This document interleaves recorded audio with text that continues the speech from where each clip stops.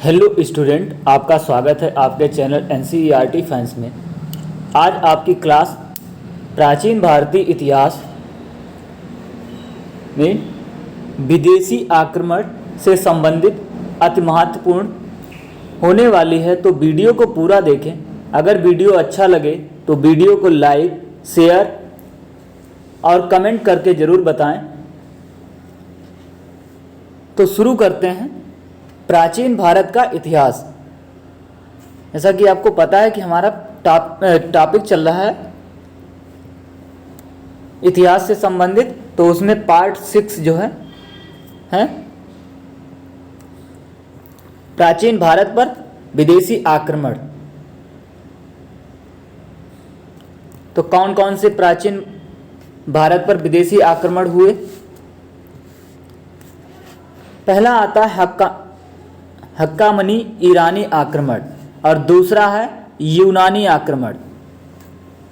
तो दो लोगों ने आक्रमण किया प्राचीन भारत पर।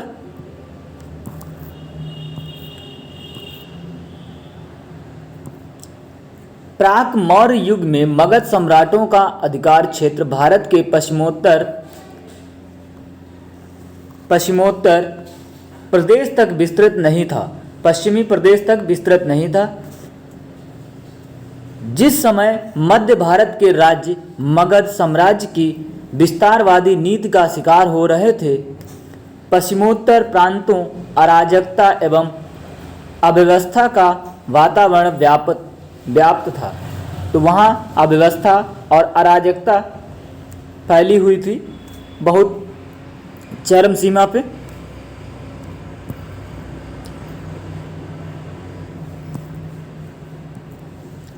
यह क्षेत्र अनेक छोटे बड़े राज्यों में विभक्त था, जिसमें कंबोज, कांधार एवं मद्र प्रमुख थे।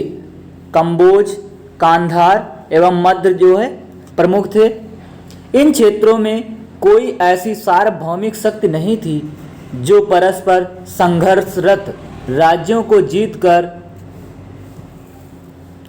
एक छत्र शासन कर सके। इन क्षेत्रों में कोई ऐसी सार्वभौमिक शक्ति नहीं थी जो सभी को जीतकर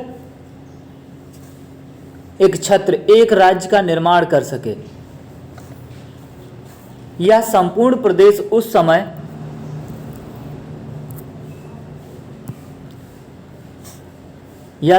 प्रदेश जो है उस समय विभाजित थे। ऐसी स्थिति में विदेशी आक्रांताओं का ध्यान भारत के इस भूभाग की ओर आकर्षित हुआ। तो इसी वजह से विदेशी आक्रमणकारियों का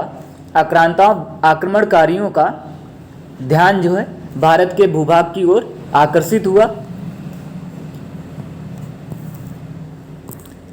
स्वाभाविक ही था, परिणाम स्वरूप यह प्रदेश दो विदेशी आक्रमणों का शिकार हुआ, हक्कामनी ईरानी आक्रमण एवं यूनानी आक्रमण। उस समय दो विदेशी आक्रमण हुए, हक्कामनी ईरानी और यूनानी आक्रमण।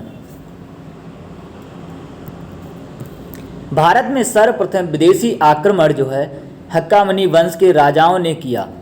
तो किसने, पूछा जा सकता है, सर्वप्रथम विदेशी आक्रमण किसने किया? तो हक्कामनी वंश के राजाओं ने भारत पर विदेशी आक्रमण किया। इस वंश के संस्थापक साइरस द्वितीय, इस वंश के संस्थापक जो है साइरस द्वितीय 558 ईसा पूर्व से 529 ईसा पूर्व ने भारत पर आक्रमण का असफल प्रयास किया।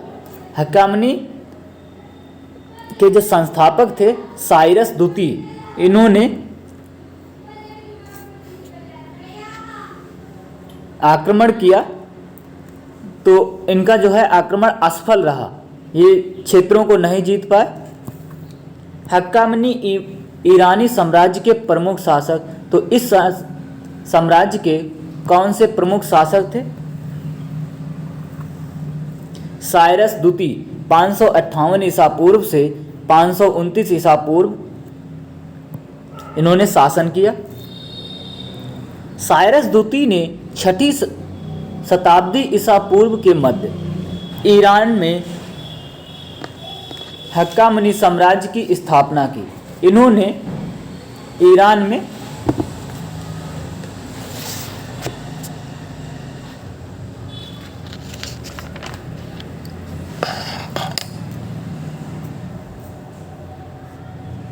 में हक्कामनी साम्राज्य की स्थापना की। साइरस द्वितीय एक महत्वाकांक्षी शासक था। साइरस द्वितीय जो है एक महत्वाकांक्षी शासक था, अतः थोड़े ही समय में वह पश्चिमी एशिया का सर्वाधिक शक्तिशाली शासक बन गया। साइरस ने सिंध के पश्चिम में भारत के सीमावर्ती क्षेत्र की विजय की। प्लिनी के विवरण से ज्ञात होता है कि साइरस ने कपिसा नगर को ध्वस्त किया। प्लिनी के विवरण से ज्ञात होता है कि साइरस ने कपिसा नगर को जो है ध्वस्त कर दिया। साइरस की मृत्यु के बाद कैस्पियन क्षेत्र में डरवाइक नामक एक पूर्वी जनजाति के विरुद्ध लड़ते हुई। तो साइरस की मृत्यु जो है कैस्पियन क्षेत्र में डरमाइक नामक एक पूर्वी जनजाति के विरुद्ध लड़ते हुए हुई तथा उसका पुत्र जो है कौन था?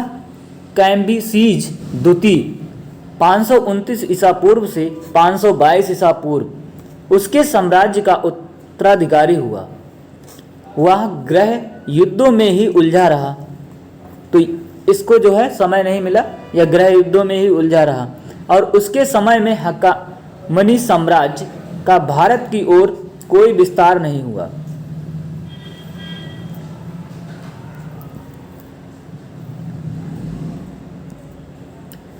दारा प्रथम या डेरियस प्रथम 522 ईसा पूर्व से 486 ईसा पूर्व,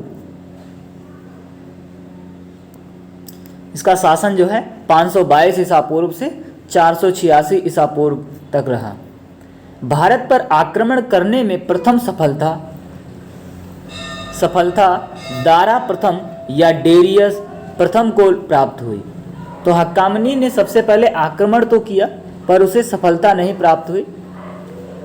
दारा के यूनानी सेनापति स्काईलैक्स, दारा का कौन सा सेनापति था? यूनान का था। स्काईलैक्स ने सिंधु से भारतीय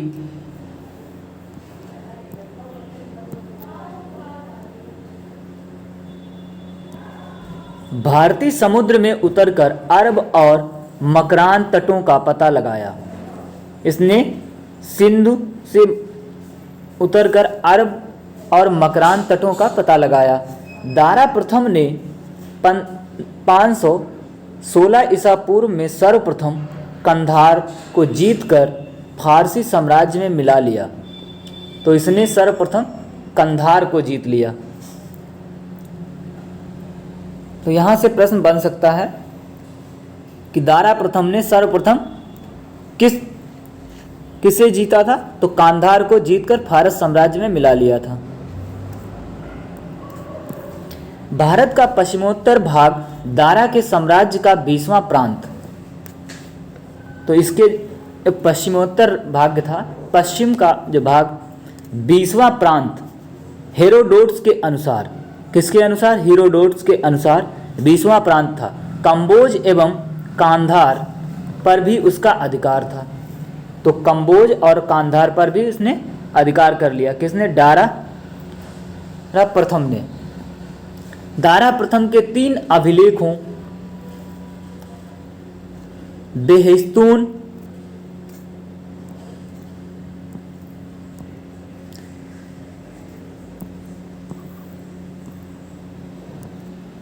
पर्सिपोलिस एवं नक्शे रुस्तम, बेहिस्तून, पर्सिपोलिस एवं नक्शे रुस्तम से यह पता चलता है कि उसी ने सर्वप्रथम सिंधु नदी के तटवर्ती भारतीय भूभागों को अधिकृत किया। तो इसी ने सर्वप्रथम जो है सिंधु नदी के तटवर्ती भूभागों को अधिकृत किया, मतलब जीत लिया उसने। क्षयार्स अथवा जरक्सीज लगभग 486 ईसा पूर्व से 465 ईसा पूर्व। इसके बाद क्षयार्स अथवा जरक्सीज जो है लगभग 486 ईसा पूर्व से 465 ईसा पूर्व तक शासन किया। यह दारा का पुत्र था। यह कौन था? दारा का पुत्र था तथा इसने अपने पिता के साम्राज्य को सुरक्षित रखा, किंतु यह यूनानियों द्वारा परास्त किया गया था।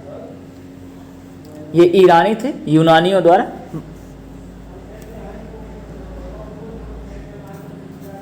हार गया था।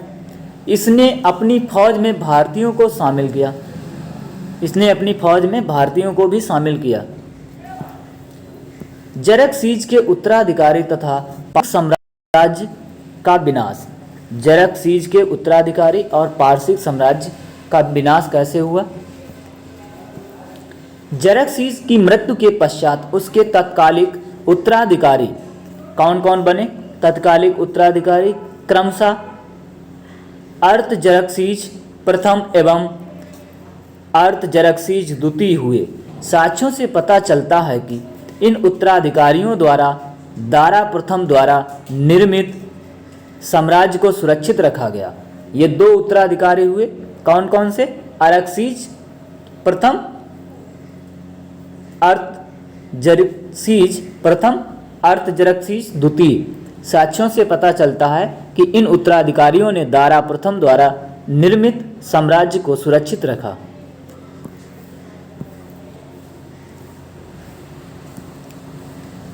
पारसिकों का अंतिम सम्राट दारा तृतीय। अब यहाँ से प्रश्न बन सकता है, पारसिकों का अंतिम सम्राट कौन था? तो दारा तृतीय था। 360 ईसा पूर्व से 330 ईसा पूर्व था। दारा तृतीय को यूनानी सिकंदर ने अरबेला या गौगामेला के युद्ध, अरबेला या गौगामेला के युद्ध 331 ईसा पूर्व में बुरी तरह परास्त किया। इस प्रकार पारसिकों का विनाश हुआ। तो किसने हराया इसको? सिकंदर ने। अरबेला गौगामेला के युद्ध में, अरबेला या कहें या गौगामेला। हक्कामनी ईरानियों द्वारा भारतीय क्षेत्रों पर आक्रमण के कारण, तो इनके द्वारा जो है आक्रमण करने के क्या कारण थे? ईरानी सम्राटों की पश्चिम में सुदृढ़ता, भारत के पश्चिमोत्तर राज्यों की अस्थिर और अराजक राजनीतिक स्थितियां, इसकी वजह से ये इनका ध्यान भारत की ओर आकर्षित हुआ, क्योंकि जब अराजकता होगी तो जीतने में आसानी होगी। पश्चिमोत्तर सीमा प्रांतों का सामरिक और आर्थिक महत्व। पश्चिम में जो राज्य थे उनका सामरिक और आर्थिक दोनों प्रकार से महत्व था। उत्तरापथ मार्ग पर नियंत्रण करने की इच्छा शक्ति। इस मार्ग पर जो है व्यापारिक मार्ग था ये, तो इस पे नियंत्रण करने की इच्छा शक्ति। हक्कामनी ईरानी आक्रमण का भारत पर क्या प्रभाव पड़ा? ईरानी आक्रमण का भारत पर निम्नलिखित प्रभाव पड़ा। तो इस आक्रमण के बाद में भी जो प्रभाव पड़े वो कौन कौन से थे? पहला है समुद्री मार्ग की खोज से विदेशी व्यापार को प्रोत्साहन मिला। समुद्री मार्ग की खोज से विदेशी व्यापार होने लगा।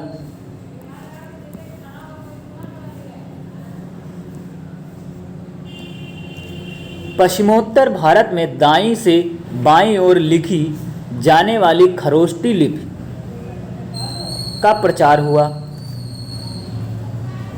पश्चिमी भारत में जो है दाईं से बाईं ओर लिखी जाने वाली खरोष्टी लिपि का प्रचार हुआ। अशोक के कुछ अभिलेख खरोष्टी लिपि में उत्कीर्ण हैं। तो अशोक के जो अभिलेख हैं कुछ खरोष्टी लिपि में उत्कीर्ण है। ईरानियों की अरमाइक लिपि का प्रचार प्रसार हुआ। तो ईरानियों की कौन सी लिपि थी? अरमाइक लिपि। प्रचार प्रसार हुआ, अभिलेख उत्कीर्ण करने की प्रथा प्रारंभ हुई। ईरानियों के द्वारा जो है यहीं से अभिलेख उत्कीर्ण करने की प्रथा जो है प्रारंभ हुई। मौर्य वास्तुकला पर ईरानी प्रभाव स्पष्ट रूप से दिखाई पड़ता है, जैसे अशोककालीन स्मारक विशेषकर घंटे के आकार के गुंबद कुछ हद तक ईरानी प्रतिरूपों पर आधारित थे। गुंबद, घंटे के आकार के गुंबद जो है कुछ हद तक ईरानी प्रतिरूपों पर आधारित थे। अशोक के शासनकाल की प्रस्तावना और इनमें प्रयुक्त शब्द में भी ईरानी प्रभाव देखा जा सकता है। अशोक के शासन काल की प्रस्तावना और इसमें प्रयुक्त शब्दों में भी ईरानी प्रभाव देखा जा सकता है। अब अगला है यूनानी आक्रमण। तो यूनान से आक्रमण करने भारत पे कौन आया? इस क्रम में है सिकंदर। पहला था ईरानी हक्कामनी राज्यवंश के राजाओं ने भारत पर आक्रमण किया। फिर उसके बाद सिकंदर। फिलिप्स द्वितीय जो सिकंदर का पिता था 359 ईसा पूर्व में मकदूनिया का शासक बना। इसकी हत्या 329 ईसा पूर्व में कर दी गई। फिलिप्स द्वितीय जो था सिकंदर का पिता था, मकदूनिया का शासक बना। इसकी हत्या जो है 329 ईसा पूर्व में कर दी गई। पिता की मृत्यु के पश्चात सिकंदर लगभग 20 वर्ष की अल्प आयु में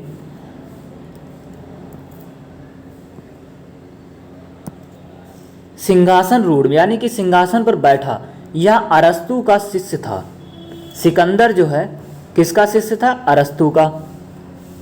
यूनानी शासक, मकदूनियाई शासक, यूनानी कहें या मकदूनियाई शासक कहें, सिकंदर का भारत पर आक्रमण लगभग 326 ईसा पूर्व में हुआ। तो यहाँ से प्रश्न बन सकता है सिकंदर का गुरु कौन थे? तो अरस्तु। और भारत पर सिकंदर ने आक्रमण कब किया? 326 ईसा पूर्व में। ये कहाँ का शासक था? मकदूनिया का। भारत विजय अभियान के तहत सिकंदर 326 ईसा पूर्व में बल्ख बैक्टीरिया वर्तमान अफगानिस्तान का क्षेत्र, वर्तमान जो है अफगानिस्तान का क्षेत्र जो जीतने के बाद काबुल होता हुआ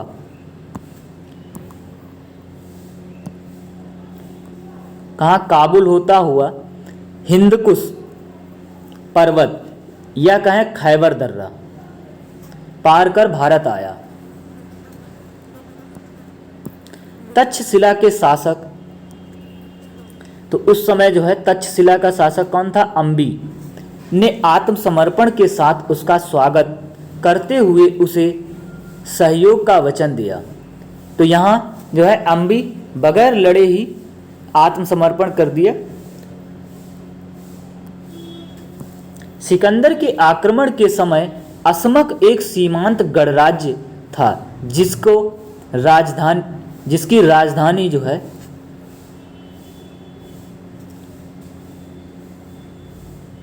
मशक थी। यूनानी लेखकों के अनुसार सिकंदर के विरुद्ध हुए युद्ध में असमक था। बड़ी संख्या में पुरुष सैनिकों के मारे जाने के बाद वहां के स्त्रियों ने शस्त्र धारण किया था। इसी विवरण से पता चलता है कि सिकंदर ने इस नगर की समस्त स्त्रियों को मौत के घाट उतार दिया था। तो असमक की जो है सैनिकों के मारे जाने के पश्चात वहां की स्त्रियों ने शस्त्र धारण किए और वो सब मारे गए। सिकंदर को पंजाब, झेलम तथा चिनाव का मध्यवर्ती क्षेत्र के शासक, इस क्षेत्र में शासक कौन थे? पोरस के साथ युद्ध करना पड़ा, जिसे हाइडेस्पीज या झेलम वितस्ता के युद्ध के नाम से जाना जाता है। इस युद्ध में पोरस की पराजय हुई। इस युद्ध में पोरस की पराजय हुई। अब यहां से प्रश्न बन सकता है, सिकंदर कितने दिन भारत में रुका? 19 महीने तक भारत में रहने के बाद सिकंदर की सेना ने भारत में 19 महीने रुका। सिकंदर की सेना ने नदी के पश्चिमी तट पर पहुंचकर उसको पार करने से मना कर दिया। सिकंदर विजित प्रदेशों को अपने सेनापति फिलिप को सौंपकर स्थल मार्ग द्वारा 325 ईसा पूर्व में भारत से लौट गया। 325 ईसा पूर्व में भारत से लौट गया। सिकंदर ने 2 नगरों की स्थापना की। यहाँ से प्रश्न बन सकता है, सिकंदर ने कौन से 2 नगरों की स्थापना की? पहला है निकाया, विजय प्राप्त करने के उपलक्ष्य में निकाया नगर की स्थापना, जो कि विजय प्राप्त करने के उपलक्ष्य में। दूसरा है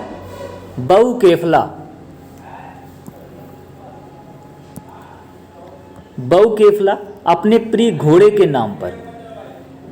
सिकंदर की मृत्यु 323 ईसा पूर्व में बेबीलोन में 33 वर्ष की अवस्था में हो गई। सिकंदर के साथ आने वाले लेखकों में निरियाकस, आंसिक्रिटस, अरिस्टोब्यूलस के विवरण अधिक प्रमाणिक एवं विश्वसनीय हैं। भारत में सिकंदर की सफलता का कारण क्या कारण हो सकता है? भारत में सिकंदर की सफलता के प्रमुख कारणों में से एक था भारत किसी एक केंद्रीय सत्ता का,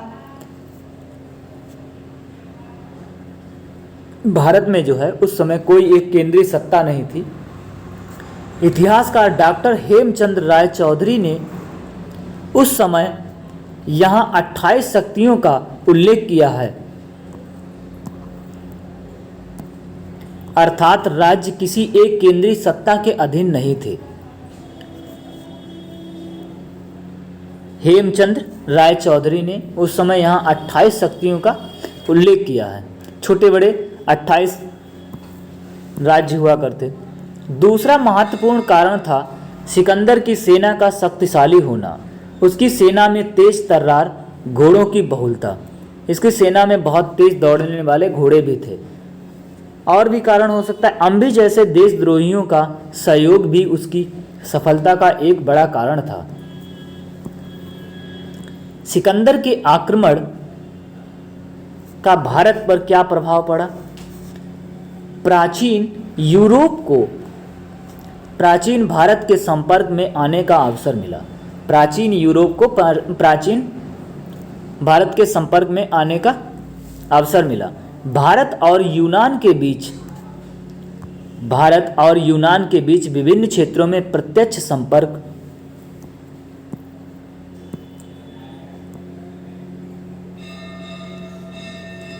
पश्चिमोत्तर भारत के अनेक छोटे छोटे राज्यों का एकीकरण।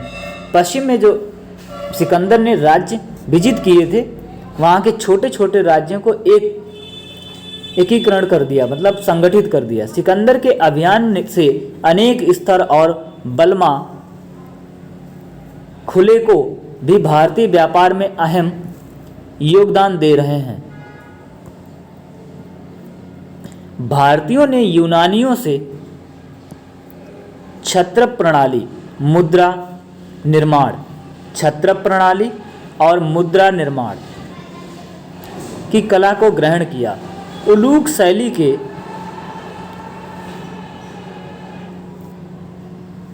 भारत में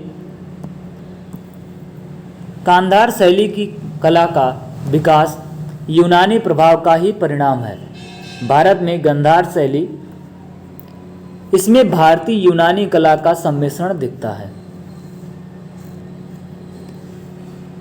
तो अब जो है हमारे इससे संबंधित हम लोग प्रश्न करेंगे। सिकंदर के आक्रमण के समय उत्तर भारत पर निम्नलिखित राजवंशों में से किस एक का शासन था? तो इनमें से किसका एक का शासन था? ऑप्शन ए है नंद वंश, ऑप्शन बी मौर्य वंश, ऑप्शन सी शुंग वंश, ऑप्शन डी कण्व वंश। तो इस प्रश्न का आपका सही आंसर होगा ऑप्शन ए नंद वंश का शासन था, क्योंकि मौर्य वंश नंद वंश के बाद आया, शुंग वंश मौर्य वंश के बाद और कण्व वंश और भी बाद में। भारत में सिकंदर की सफलता निम्नलिखित कारणों से थी। किन किन कारणों से? उस समय भारत में कोई केंद्रीय सत्ता नहीं थी। अगला है उसको फौज बेहतर थी, यहाँ है उसकी फौज बेहतर थी।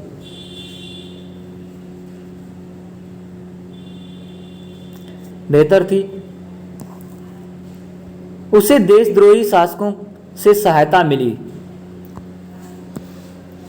वह एक अच्छा प्रशासक था। नीचे दिए गए कूट से सही उत्तर का चयन कीजिए। तो इस प्रश्न का आपका सही आंसर जो है उपरोक्त सभी होगा।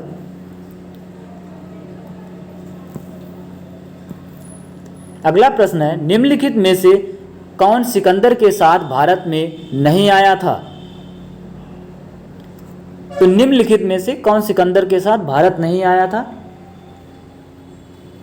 तो इसमें जो है निर्याकस तो आया था, आनेसिक्रिटस ये भी आया था, अरिस्टोब्यूलस ये भी आया था।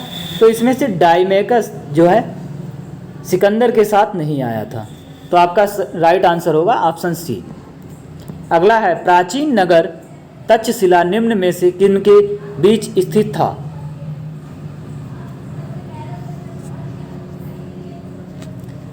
ऑप्शन ए सिंधु तथा झेलम, ऑप्शन बी झेलम तथा चिनाव, ऑप्शन सी चिनाव तथा रावी, ऑप्शन डी रावी तथा व्यास। तो इस प्रश्न का आपका सही आंसर जो है ऑप्शन ए सिंधु तथा झेलम के बीच स्थित था। अगला प्रश्न है युद्ध भूमि में बड़ी संख्या में सैनिकों के मारे जाने अथवा आहत हो जाने के बाद किस भारतीय गढ़ अथवा राज्य की स्त्रियों ने सिकंदर के विरुद्ध शस्त्र धारण किए? अभिसार या गलौसाई, कठ, अस्मक। तो इनमें से ऑप्शन डी आपका सही होगा, अस्मक की स्त्रियों ने शस्त्र धारण किए थे।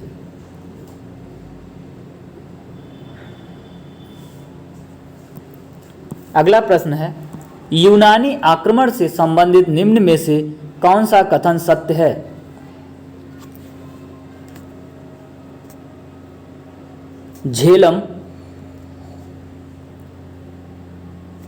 झेलम वितस्ता के युद्ध को हाइडेस्पीच के युद्ध के नाम से भी जाना जाता है। प्रथम यूनानी आक्रमण के समय तक्षशिला का शासक अंबी था, यह भी सही है। अब कूट बनेगा ऑप्शन ए केवल ए, ऑप्शन बी केवल बी, ऑप्शन सी केवल एक और दो दोनों, ऑप्शन डी ना तो एक और ना ही दो। तो इस प्रश्न का आपका सही आंसर जो है ऑप्शन सी होगा, एक और दो दोनों। अगला प्रश्न है निर्याकस सिकंदर का जल सेनापति था। निम्नलिखित कथनों पर विचार कीजिए। सिकंदर विजित प्रदेशों को अपने सेनापति निर्याकस को सौंपकर भारत से लौट गया। दूसरा है निर्याकस सिकंदर का जल सेनापति था।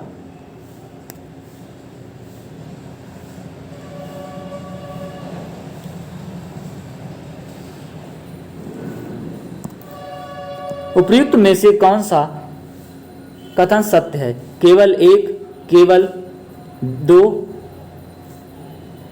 एक और दो दोनों, ना तो एक और ना ही दो। तो इस प्रश्न का आपका सही आंसर जो है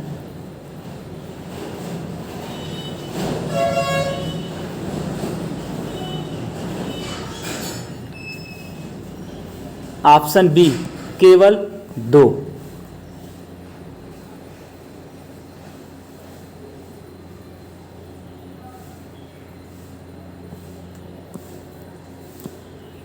सिकंदर के गुरु कौन थे? तो सिकंदर के गुरु जो है अरस्तु थे। अगला प्रश्न है, निम्नलिखित में से सत्य कथन चुनिए। भारतीयों ने यूनानियों से छत्र प्रणाली और मुद्रा निर्माण की कला को ग्रहण किया। भारत में गांधार शैली का विकास ईरानियों के प्रभाव का परिणाम था। केवल 1, ऑप्शन बी केवल 2, ऑप्शन सी 1 और 2 दोनों, ऑप्शन डी ना तो 1 और ना ही 2। तो इस प्रश्न का आपका सही आंसर होगा ऑप्शन ए केवल 1। तो आज के लिए इतना ही, मिलते हैं नेक्स्ट वीडियो में। वीडियो अगर अच्छा लगा हो तो वीडियो को लाइक शेयर, और हमारे चैनल NCERT फैंस को अगर आपने अभी तक सब्सक्राइब ना किया हो तो सब्सक्राइब कर लें, और कमेंट करके हमें ज़रूर बताएं कि वीडियो कैसा लगा। वीडियो देखने के लिए धन्यवाद।